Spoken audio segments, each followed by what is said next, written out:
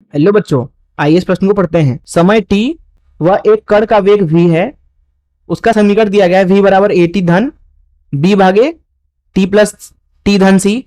बोला जा रहा है जहां a b और c जो है वो नियतांक हैं, तो बोला जा रहा है कि a b और c की विमाएं क्रमानुसार होंगी।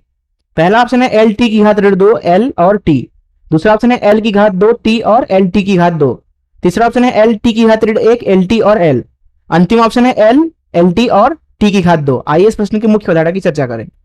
मुख्य अवधारणा, यहां पे मैं आपको नियम बताता हूं।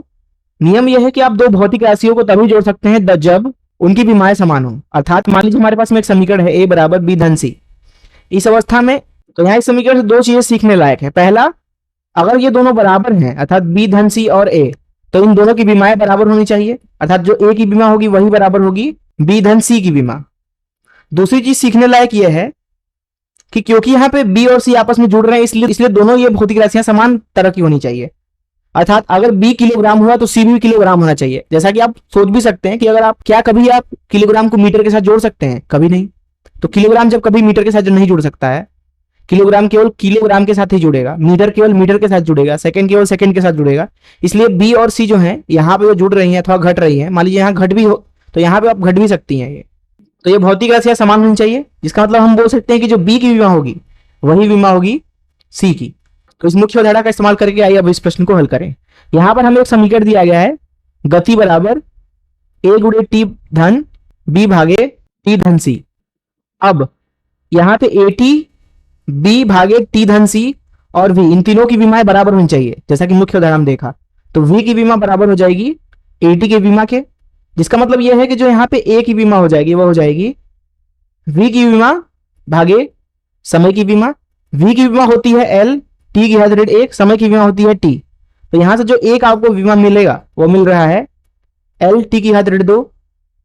ये पहली चीज है, ये आपका पहला चीज है। दूसरा, जो यहाँ पे b भागे टी धन सी है, इसकी विमा वही होगी जो होगी b भागे c की अथवा b भागे t की। तो यहां पे आप लिख सकते हैं c अथवा t, तो b की भागे t के बराबर।